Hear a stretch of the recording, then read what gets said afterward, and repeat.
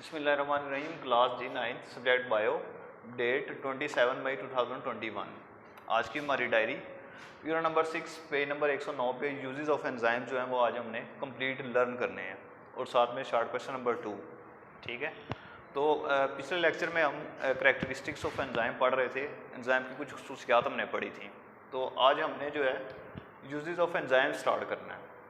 ठीक है, तो यूजेस का मतलब होता है इस्तेमालात। तो एंजाइम जो है कहाँ कहाँ पर यूज़ होते हैं, तो ये कुछ पॉइंट्स लिखे हुए हैं। Food industry, briefing industry, paper industry और बायोलॉजिकल डिटर्जेंट्स। सबसे पहले फूड इंडस्ट्री। फूड इंडस्ट्री हम कहते हैं खुराक की इंडस्ट्री में इस्तेमाल होते हैं ये। मसलन हमें जो वीट गंदम वगैरह मिलती है, ठीक है, ये एक्चुअली स्टार्च होती है, इसमें स्टार्च होती है और स्टार्च मैक्रो मॉलिक्यूल है, तो इसको स्मॉलर मॉलिक्यूल्स में तोड़ा जाता है। ठीक है, मसलन सिंपल शुगर्स में इसको तोड़ेंगे और ये जो सिंपल शुगर है इसको मुख्तलिफ यूजेस, इसके यूजेस होते हैं। मसलन इसको बन्स वगैरह, जिसको हम बंद वगैरह कहते हैं, ठीक है, अक्सर नाश्ते में हम इस्तेमाल करते हैं। और साथ में हम वाइट ब्रेड वगैरह, ठीक है, यानी ब्रेड वगैरह जो है वो हम इसमें इस्तेमाल करते हैं बनाने के लिए।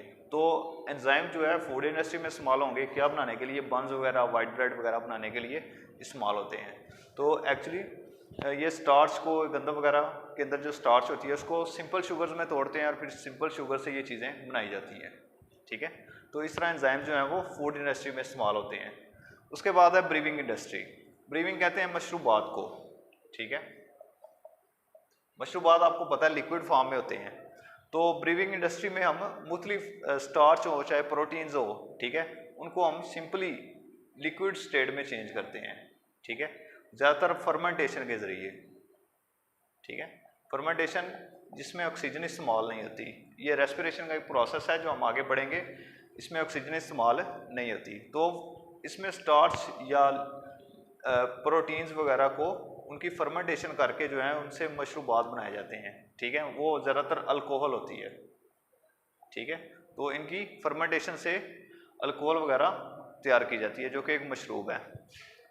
और उसके बाद पेपर इंडस्ट्री। ठीक है, पेपर से मुराद पेपर जो हम वर्क वगैरह जिसके ऊपर हम लिखते हैं, तो एंजाइम्स को पेपर इंडस्ट्री में भी इस्तेमाल किया जाता है। कैसे, पेपर जो है ज़्यादातर लकड़ी से बनाए जाते हैं, वुड से। ठीक है, और वुड के अंदर जो है ज़्यादातर सेलुलोज होती है या स्टार्च होती है। ठीक है, इस स्टार्च को जो है एंजाइम जो है वो इसके ऊपर एक्ट करते हैं और इसको लिक्विड फॉर्म में चेंज करते हैं। ठीक है, और फिर इस लिक्विड फॉर्म से जो है वो पेपर बनाया जाता है।